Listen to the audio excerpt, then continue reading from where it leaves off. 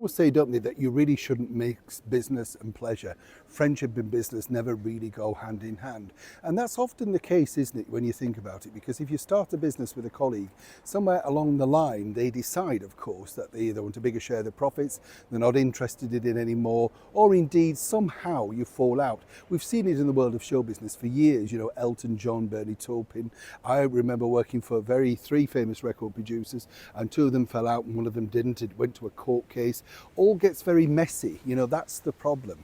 Now, of course, what you could say about this latest debacle is simply this, because if you think about Meghan Markle, clearly, the friendship circle gets smaller and smaller, doesn't it? It might have started out the size of, 50 pence, and now it's down to a halfpenny, isn't it, or whatever, It just gets tinier and tinier. But this particular individual, she felt, may have had her backing, or at least backed her.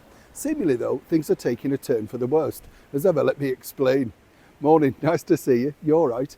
Now listen, yes, on this day, I love to share these bits with you because, as you know, we all remember certain things. Who remembers the brilliant Rolling Stones, by the way? Still going strong today. I like the Rolling Stones. I like the fact as well that Mick Jagger looks his age, more or less. He hasn't tweaked about and all that sort of stuff. Nothing wrong with that. I remember Joan Rivers telling me that when she first met Mick Jagger, she felt that he needed a good iron. Thought it was a bit cruel but quite funny, But on this day, 1969, the Rolling Stones gave their very famous free concert in Hyde Park. And I was thinking about this today. They wouldn't do it, would they? I mean, can you imagine the ticket prices for that? The merchandise, all of that sort of stuff. I remember meeting Meghan, Ronnie Wood and Charlie Watts and people like that. Lovely, lovely, lovely people.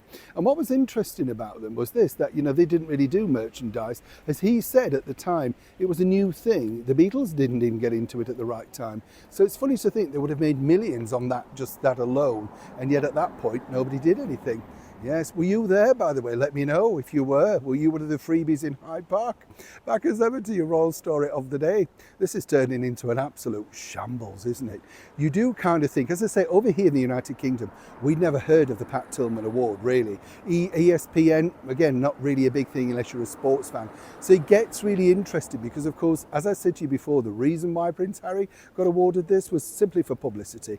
End of. Now, a lot of people I know have said, well, he has been nominated by others as well, and I get all of that. But, most of the awards that Harry and Meghan pick up are absolute tripe, aren't they? Nobody really is interested. What was the one that she picked up for the Kennedy thing? Something about racism? I can't even remember.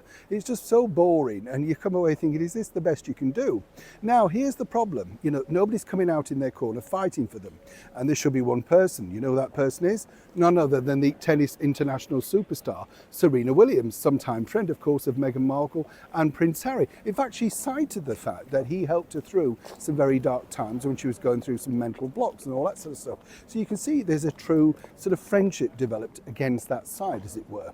Now, here's where it gets even more interesting because, well, apparently Meghan and her team, allegedly, feel that, Serena could have spoken out, perhaps even on social media, or, of course, maybe gone onto a newscast and backed them up saying, well, she felt it was well-deserved.